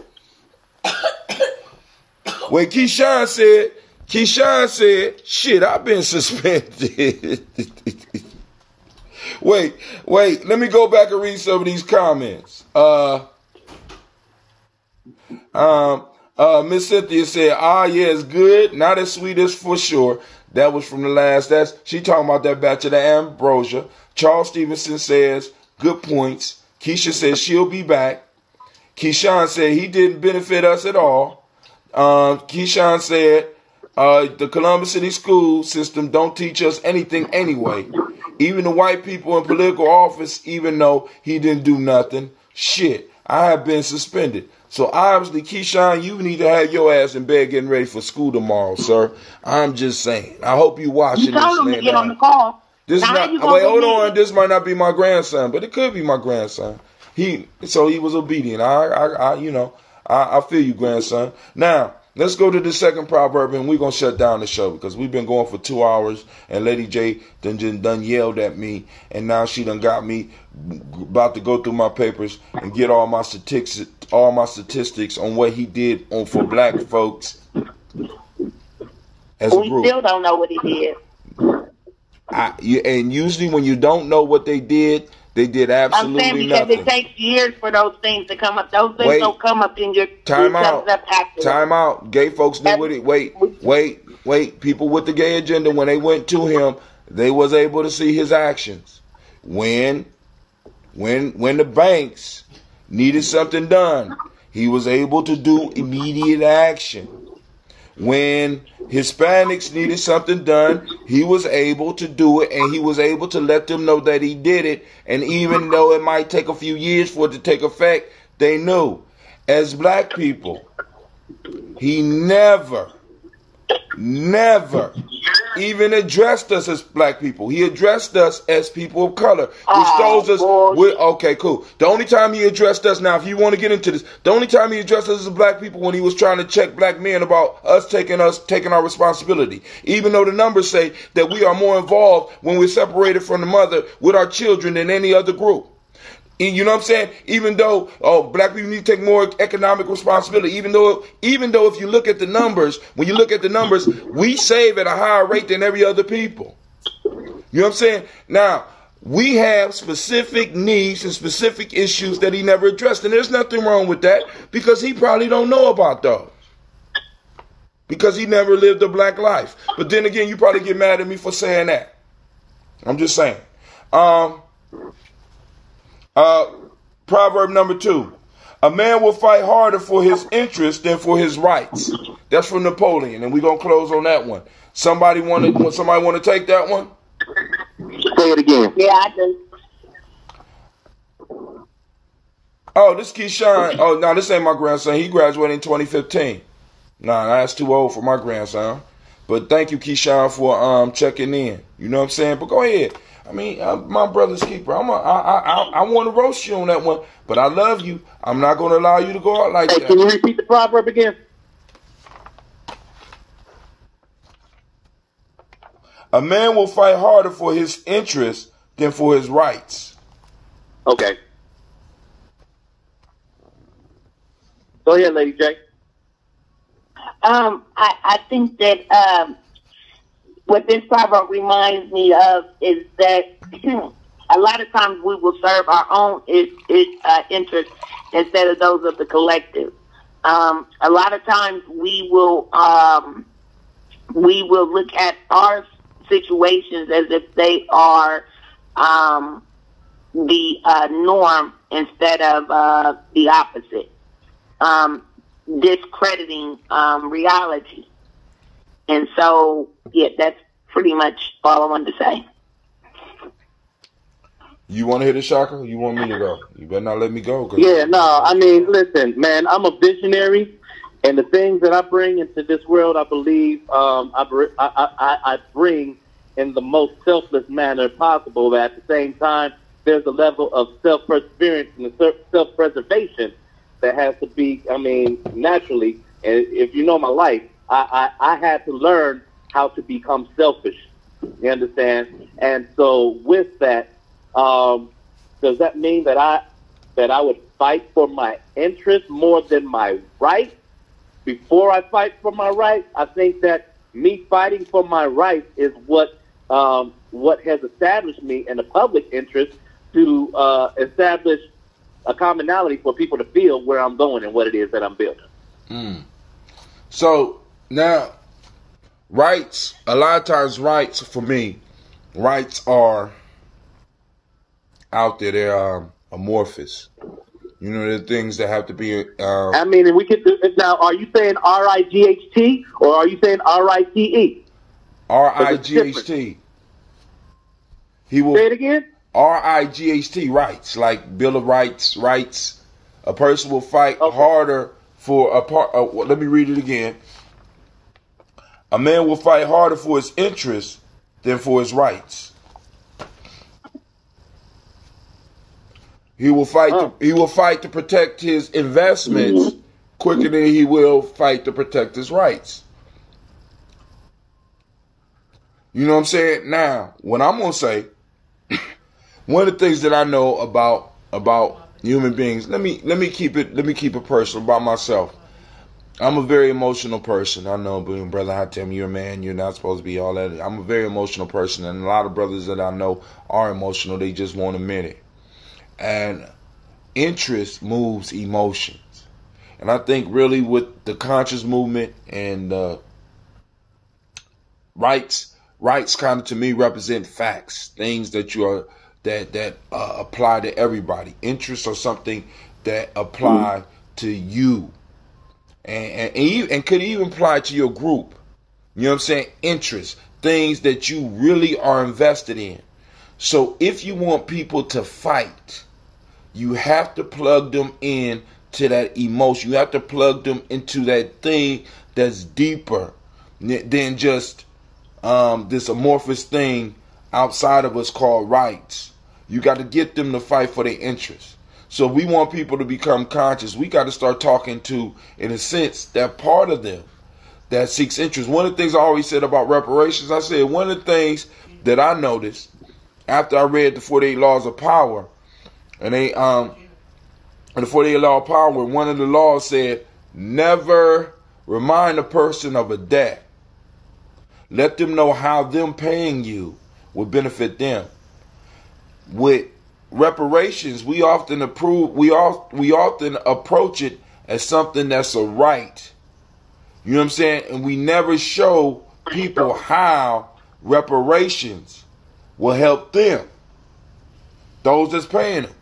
We never talk about, I never heard people discussing how reparations will help them.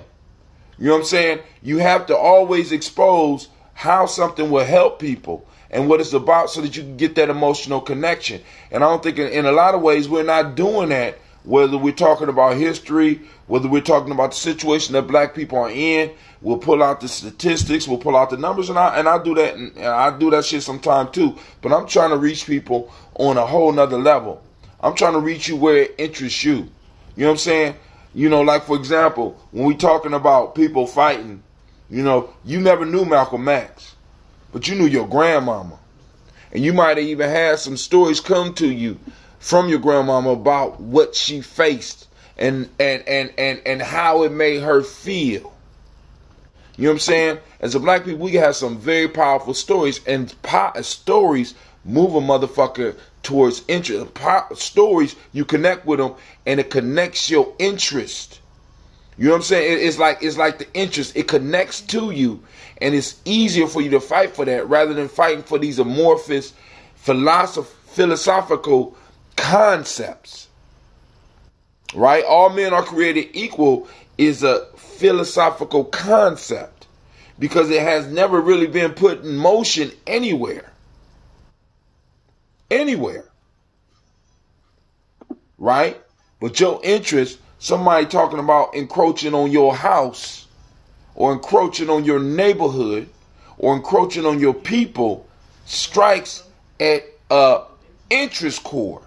Not at a right chord, but at an interest chord. Somebody that's going to invade your nation, or somebody that's going to invade your tribe, or it's all about self-interest, group interest.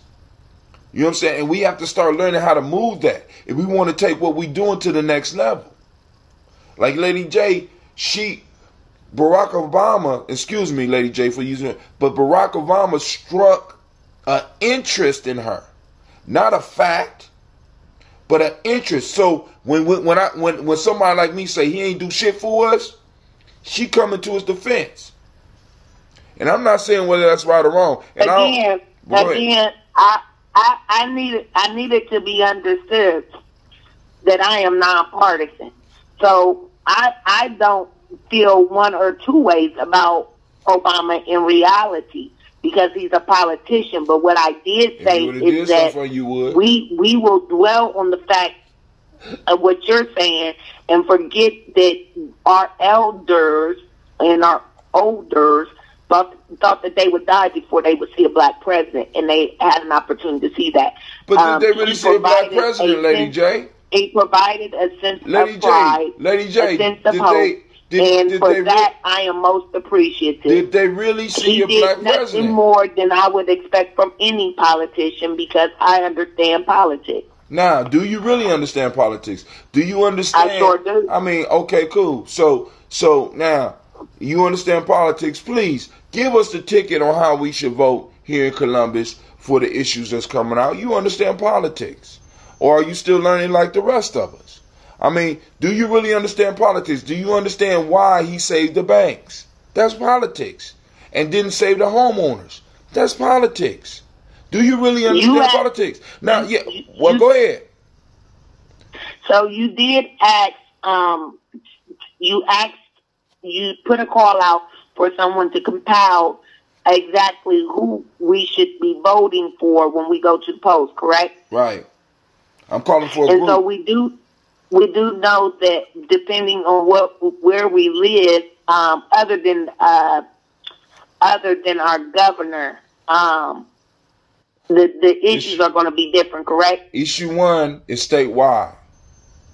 Okay. There are other issues. There are other issues on the ballot that may be statewide. Now, there are some that are local that you would know because it affects your life directly, and you would hopefully know to vote in your interest rather than for your rights. But you will vote for your interest. You know what I'm saying? As an individual as well as a group. And sometimes voting for your interest as an individual could conflict with voting for the interest of the group. And we gotta weed those motherfuckers out, period. But the whole piece is... Okay. And so when I say that I know politics, I'm meaning what I'm saying is that I am a political thinker. I am able to think for myself and construct my own knowledge. When I say I know politics, what I'm saying is that I know politics. You know capitalism. You don't know politics. And all of it is tricks. But what I do know is just what I said. On the previous show, that we need to understand incumbency. We need to understand that whenever we do vote in the local election, which it seems like we went out in droves to vote for a black president, with based on the strength that he was black. At least the first time. And I threw a flag on that play. That was uncalled. I mean, that was not. I wasn't in favor. But it was a good example. Period. People wanted peace in their homes. People wanted a good example for the children. People had this thing called hope. No, people thought that you vote for, just like you said, that he was going to do something for black people. That's what people were thinking. And that's why they voted for him. And I don't know what exactly they thought he was going to do for black people, but that's what prompted many people to go vote for a black president as well. Just the fact that he was black was enough for them. And we've seen that is not ever enough in other elections as well. But that's when I say I understand politics, I'm saying I understand that politics is many tricks. The one thing I understand is if we don't use our voice, if we don't show up, then they'll see that we're not interested, that they can do anything, and we will do nothing. Do you know exactly? Do you know who politics are tricky for? See, politics or however you call it are tricky for many those. Tricks. Politics, hold on. Many tricks. Okay, listen. I'm gonna finish. Politics is tricky for those who don't have power to enforce their will.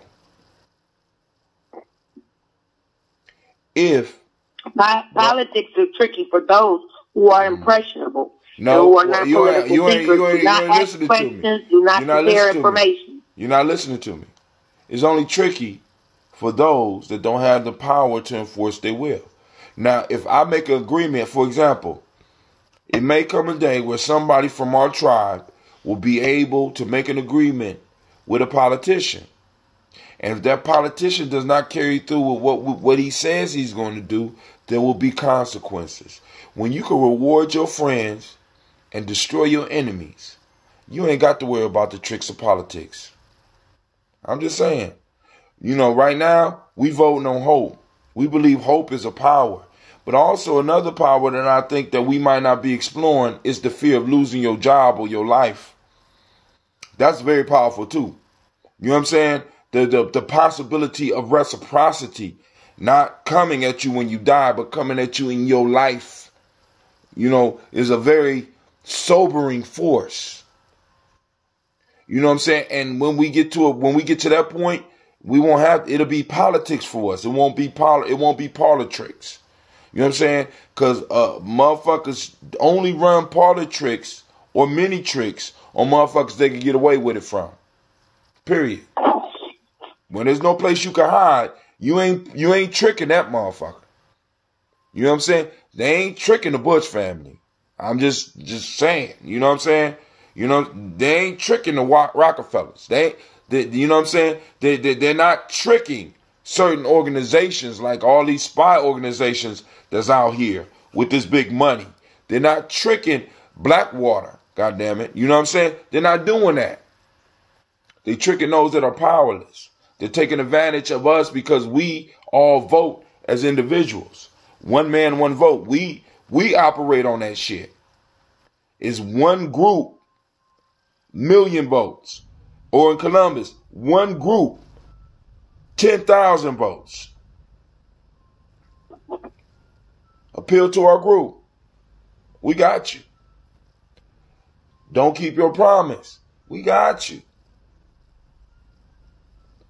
I'm just saying. But yo, family, I'm gonna let y'all go because we approaching 2 hours now, and I'm scared to let y'all have y'all last word because y'all ain't gonna be able to keep it within. Well, I got a minute. You just said it had to be in 2 minutes. And I said 2 minutes between all of us.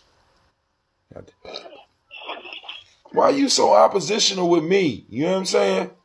I mean, goddamn, I love you, but you tripping and shit. Are you taking my time, or does my time start after you stop talking? Start. Goddamn it.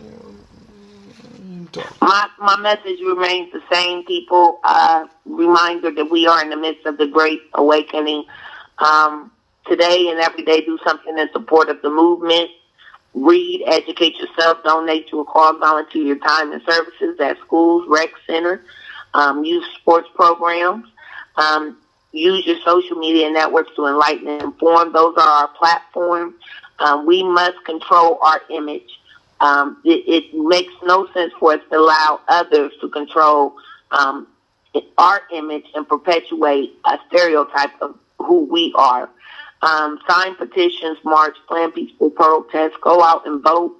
But most importantly, remember that you always have the right to boycott. If we want change, we must learn how to keep more of it in our pocket. Ashe. Ashe. Shaka, what you waiting for, man? Ladies and gentlemen, tonight is the night that I'm going to say it once more, that a great nation is made of people who are informed. And at the end of the day, there's a lot of progress to be made, and it won't be made if we don't get up and do the work. If we do the work and we build what we know to be progress, then it can be. It's as simple as that. And beyond that, it's a matter of protecting our conventions that bring us peace and progress. So I don't know if I've ever stated it like that, but that's my last comment for tonight. All right, family, I thank y'all. That was beautiful. So, family, I want to make sure that you know you are now within the congregation of the mighty. This is Gye-Nyame Journey Media. This has been Tribal Quotes, and I want to send shouts out to all those that joined us on the show. Shouts out to Sister J, Lady J, who joins us every week. Shouts out to Brother Shaka, who joins us. Shouts out to my daughter Keisha. Thank you for joining us. Shouts out to all those that made comments on the line. Cynthia Johnson. Let me go back and shout some of y'all out, because I want to make sure that people know. Shouts out to, Tylee's Ladybug is in the house. Charles Stevenson, Keyshawn Brother Keyshawn, I don't want to say your last name on here because y'all might not want people to find you.